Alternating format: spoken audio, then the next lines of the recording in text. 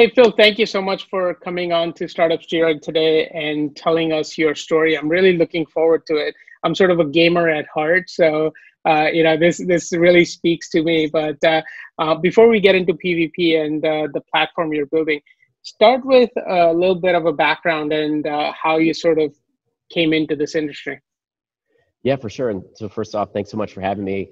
Looking forward to talking about all this stuff today. And I didn't realize you were a gamer yourself, or at least a gamer at heart. So maybe we can have some fun with that. Yeah. So great. So I ended up in the startup space after I had spent about 10 years in corporate America. So I've done it when I had a real job, as I like to say. I did everything from actually coding to working on sales teams and marketing. And my last job was a director of customer experience at an insurance company in Los Angeles. So I did that, and then I like to say I had my midlife crisis at 35, and I was kind of sitting on the sidelines in Los Angeles watching Silicon Beach start to happen and grow up and develop, and was kind of going, man, you got to get involved. I've always been kind of a risk taker and excited about new things, and so I had a mentor at the time who was in Portland, who's a serial entrepreneur, still a business partner of mine. And I actually flew up there and pitched him on the concept of starting our own venture studio. So we did that. For some reason, he said yes. I think I caught him at the right moment. But so we started a venture studio model in Los Angeles. And so we've done that since 2016. The company's still active. We have, I call them all investments. We've done 15 investments. About half of them are projects that we've built or helped other entrepreneurs build, and then with the idea of spinning them out. And the other half are angel investments. So I'm an investor myself and have fun doing that. And PvP is actually one of those projects. And what happened with PvP is it got to the point where either we had to find someone to go run it, or I do it myself. And I had fallen in love with it along with one of my co-founders. And so we decided to take it and run with it. And here we are.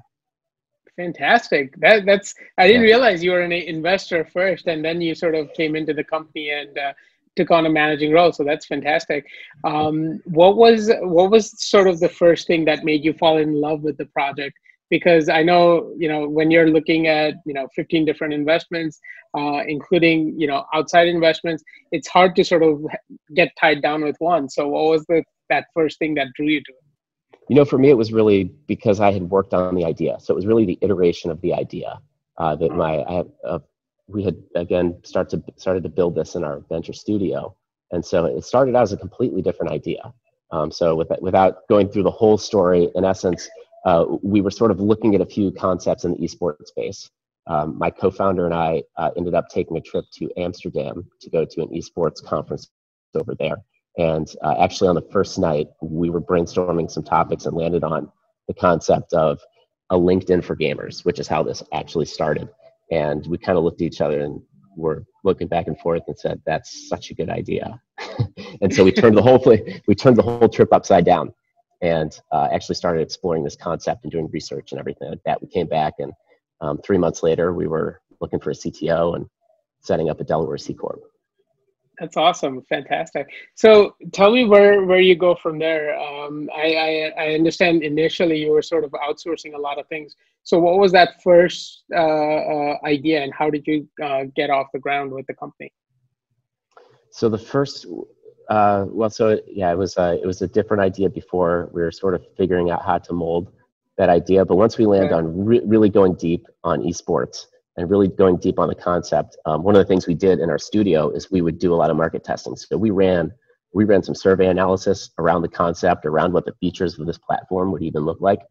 So once we had that, we had some really strong indicators of the direction we thought it was going to go. And then once we committed, then it was time to actually put a team around it and get a little capital behind it. So that was the first step, really, was once we decided, okay, we're going to build a lot of technology. We need a CTO. We went on a search. We found Chris Gray, who's our CTO now, who's also a gamer. It's one thing about our team is everybody's a gamer somehow, some way. So that was really the first step that really kind of spun it out of the studio and said, okay, this is going to be its own company and its own thing. Fantastic. So let's talk about once you got started, and I guess that was about 2 years ago. Tell me and I guess you started developing the products about 18 months ago. What does that journey look like? Walk us through that. Yeah, so the initial part, as I said, we did a good amount of user testing just to understand what we thought the core features of this product would be. So we launched with actually something that was a little bit different. We actually were not sure initially if it was going to be connecting game stats or connecting into gamer events. Those were two paths that each seemed to be fairly viable. So we launched our MVP, the very first version of our MVP, which is always fun to look back at, and it's really ugly at this point. But we did it just on desktop, and we had those core features, and we just got it out into the marketplace and had users start, using it. And then that very quickly, within a month, we realized that this was going down the path of being like a pure social community. And we started it. One of the first things we did to iterate the platform was just opened up a newsfeed. And so people started posting, and that set us on the track to being a gamer social community. That's awesome. So initially it was just a desktop product and no mobile? It was only desktop, in fact, for about 12 months. Wow. And that was strategically done. So we had a couple of goals. We had a feeling we would be in beta for a while. One of the goals was to actually figure out all the core features and what needs to be a part of those features to satisfy this need in the marketplace.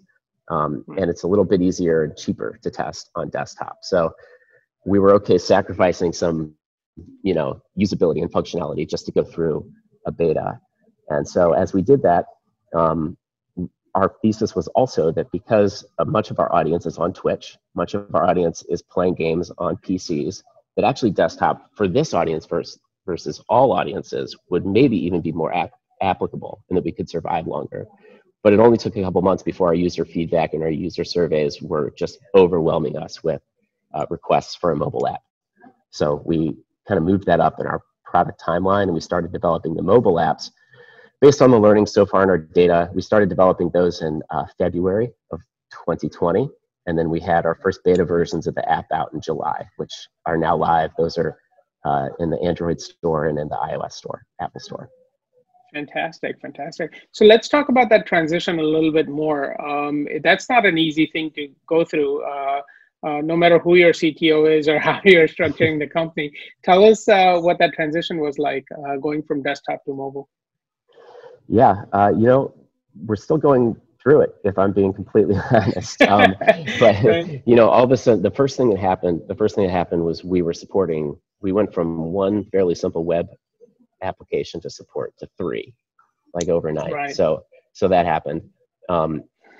Also, we had to really beef up our design resources to make a really beautiful web application. So we saw costs go up and things like that. And it also it's more expensive to acquire users with a mobile app than it is with pure desktop. So we had to really shift our focus into being really smart about what we're building and how we're spending money to bring users into the platform. Right. Now, were you developing everything in-house, or was this outsourced? Tell me a little bit about that structure. Yeah, it was outsourced, and we've actually recently completely upgraded our technology team. So one of the reasons we were in beta for a year is we had a very efficient development team. We were outsourcing it overseas. That enabled us to kind of quickly test some things more efficiently and at lower cost. Once we got the apps in market, it became clear that we had to have mostly onshore dedicated full stack developers supporting this. There was just so much work to do to support it, much less develop the features that we still wanted to implement, that we had to make the move to actually overhaul our tech team and bring them in-house, which was something initially in our game plan was something we'd do at our seed round. But we kind of made a decision that had to be done a little bit earlier than that. So our CTO hired some people. We have a really, really talented group of developers now that are working on this. And we doubled our burn in the process, which has been fun. But that was the right move. And we're very quick and nimble as far as our technology and the talent that we have on our team now. Very nice. So you're based out of LA. Is the entire team out of LA as well, or are they sort of geographically dispersed? Fully virtual and basically Okay. worldwide. Yeah, I think Nice. Okay. I might even be the only one in LA at the moment. There have been times when a few team members have been here, but yeah, we have, so the furthest person away is we have a head of influencer strategy who is also a well-known Twitch streamer over in Europe, and she's based in the Netherlands. So, Okay. so we have someone in Europe. Our CTO is in Kansas. We've got another team member in Arizona and one in Montana at the moment as well. So we've been fully, this is actually no change for us though. We've been fully virtual from the beginning. Right. So I guess, last year, I think, was all virtual because of COVID. So that makes a lot of sense. Exactly. And we pretty much were before that. So, you know, as soon as COVID hit, it was sort of just business as usual. No change. Yeah. Well, no change in terms of operating structure. There's actually, we all know what happened with COVID and people being forced into their homes. It created this surge in the gaming industry.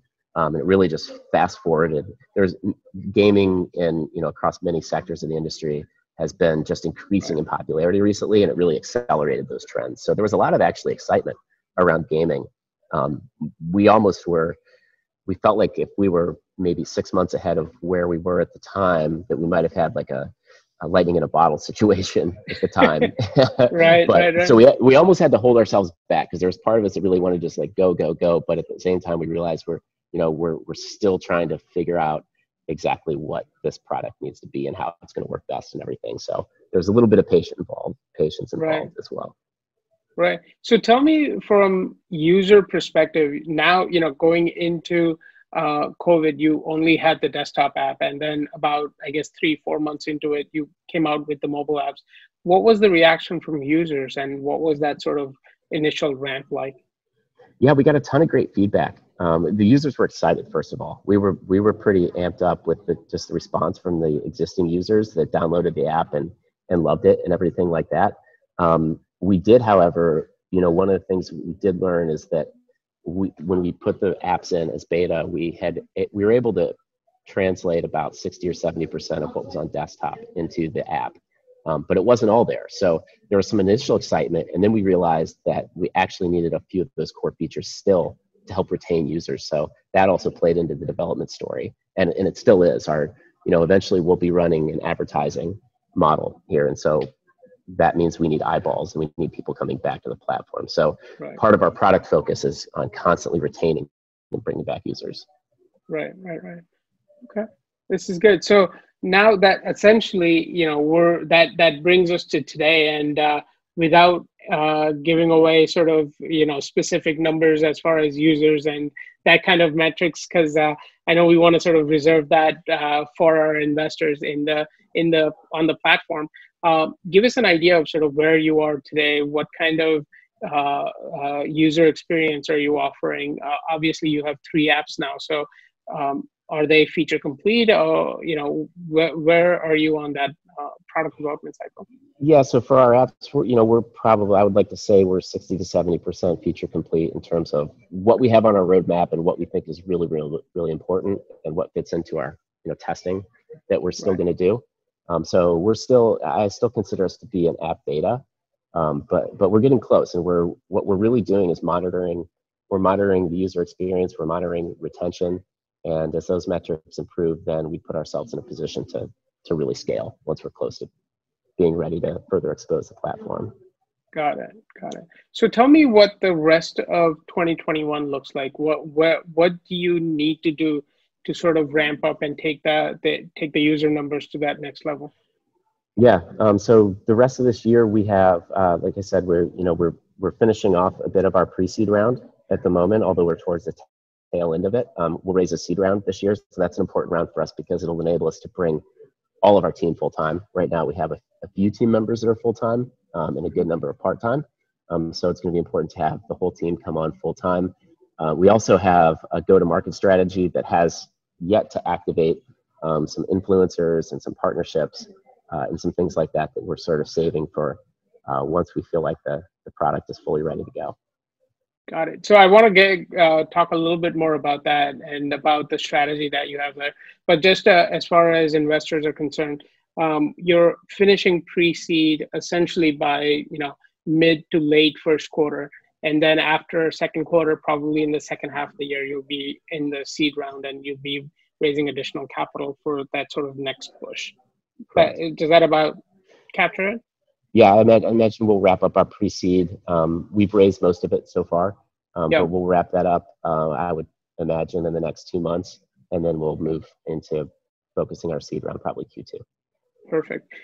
So now let's talk about how you're actually using that capital and sort of ramping through the second half of the year. You talked about influencers. Tell me a little bit more about sort of what that looks like and what you hope to achieve. Yeah, one of the things that we actually have already started building, and we haven't fully actually marketed it yet, is we have a strategic integration and extension with Twitch.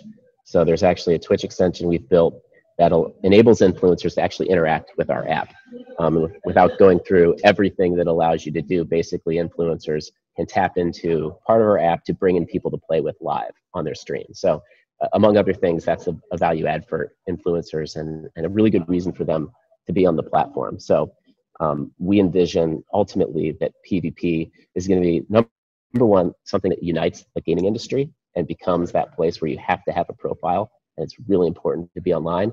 And for influencers, we think that's going to also be an important part of the equation. Right, got it. And just out of curiosity, is there any sort of revenue potential for influencers and through sort of gaming and sharing? Because I know Twitch and a lot of the other platforms are sort of focused on that. Tell me your view on that. Yeah, well, short answer, there is. We'll be absolutely running some premium subscriptions, and I actually foresee an opportunity to do something similar to what Twitch does, where influencers can partake in revenue and partake in subscription revenue. So absolutely, that's one of those things where I think Twitch has done an amazing job, and it becomes a win-win.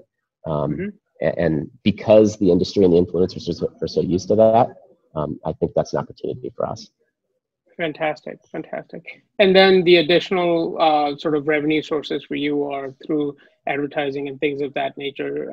Just give me a little bit more on that, just so we understand. Yeah, the advertise. So it's really, I'd say, three-pronged. So number one for us is advertising, and actually the advertising pitch is that we're going to have the most captive platform of close, 2.5 billion gamers of a captive industry anywhere in the world. So if you want to target gamers, you can certainly do it on Facebook, but you have to segment a lot to do it, and there's a lot of them out there. And so we're going to have, an extremely captive audience in terms of targeting. Brands and advertisers have already proven that they need and want this audience. So that's going to be a very strong value proposition for advertisers. Then we've got premium subscription, and also just mentioned big data. Just because this is something we're doing right now, we're capturing a lot of data about the community, and that's an asset for us right now. Fantastic. And I can certainly see, that data being another sort of revenue outlet for you. So that's fantastic. Tell me the next step, sort of the next 3 to 5 year vision, and where you expect to take the company. Or do you expect to stay with the company? Maybe that's the first question, and then where do you plan to take it? Yeah, to answer your last question, I'm not going anywhere. So I'm all in on this. Our end game is to sell this company either to an existing social media company, Facebook, or another gaming company, or game producer, game manufacturer. So it could be Microsoft, it could be Twitch, Amazon. There's a lot of exit opportunities I see, or even a game producer like Riot. So there's a number of exit opportunities I think that will present themselves. If I could script it in the way I think this should go, we're going to run a very high profit margin business, potentially 80-90% gross profit margin, even at scale, just because we will never need a huge amount of employees to support this, even at scale. So because of that, there's a strong multiple that we can get at an exit. And also because of that, I don't really envision raising like 4 or 5 funding rounds. I think after Series A, we'll be ready and we'll be in a position to potentially exit, in the years following the Series A. So hopefully seed this year, Series A 18 months after that, and then hopefully there's some companies looking at us. Got it. So that gets us to 2023 for Series A, and then ideally by end of 2023, 2024, we're looking at something. Is that sort of, does that capture it? Yeah, from a business perspective, we'll start to monetize this year. The seed round also helps us do that, start to monetize. We'll build that in. Then that makes the A round really a kind of a, gasoline on the fire round, where it's really growth, hardcore growth round. And at that point, our projections would put us in position to be ready to exit. Perfect. That's this is a fantastic story, and we sort of captured it very succinctly. Is there anything that I've left out that you think we should highlight in this interview? Yeah, there is. So the name of our company is pvp.com, and I think it's worth noting a bit of that story, I suppose. Oh yeah, absolutely. We own the URL pvp.com. We actually bought that just before we stood up the company. And for anyone that's not familiar with it, it stands for Player versus Player, which is the most well-known acronym in all of gaming. That's very strategic for us for a number of reasons. First of all, it's a part of our growth plans. So this is a URL that can generate natural traffic and things like that over time. So there's certain SEO advantages to having that. But also, we had a big vision for this company, and we knew we're trying to build a huge social community. We knew there was going to be runway associated with this, and there are other players that have either tried this or, you've got your Twitches out there. So we wanted something that actually built a moat and built a brand around our company that would be hard for anybody to replicate. So the URL and the name itself is a very important part of our story, and it's also going to be, that URL will be increasing in value. It's a 3-letter URL, and that itself is an asset for the company. So we're excited about that. And then the last thing I'll note is just that we didn't talk about our team, but we have a really strong team. We've got 2 other founders who have all done companies before. One of them was a gaming company that raised a venture round. We've got a strong advisory team that's also multiple founders that have done gaming companies and raised venture rounds around them. And so we feel really strongly that we have the right group around us and the team to execute what we're doing. That's fantastic. Yeah, make sure the bios for those people is in the team section. So if investors are watching, they can go to the Startup Studio database, pull out your information, and look at the bios for those people, because I think that'll be very interesting for them. But having said that, thank you so much. Sorry, go ahead. Yeah, sorry, you got me talking now. The last thing is, I think sometimes it's helpful to talk about like why this even matters. And so the reason this really matters, and the reason we're doing it, is gamers, just like everyone else, there's this human need to connect, and the pandemic has actually exposed that, and people are isolated. And this is enabling, we're seeing it on the platform. We see people in the UK meet other gamers for the same game, Apex Legends or League of Legends, and start playing. And it's really cool. And we'll see the interactions. And these are like real human connections. So the need for community is there. And it actually happens in an audience that many times is, introverted, and they like to play it, but they really want to meet others, and it's hard to do it. And that's what it really comes down to. In the same way that LinkedIn really brought together the professional community and enabled people to connect that otherwise would not have, we're doing the same thing in gaming, and the underlying human need for that is there. So that's a bit of our mission, and actually why this even matters. That's fantastic. That's such a great mission, and human connection is something that never sort of goes out of style, right? It's something that people are always going to want. So fantastic. Thank you so much for doing the interview, Phil. I really appreciate you coming on. And let's hope we can get you the resources you need to sort of keep growing and get to that next level. Thank you so much. Thanks so much. I really appreciate it. Thank you. Yep, absolutely. Bye. Bye.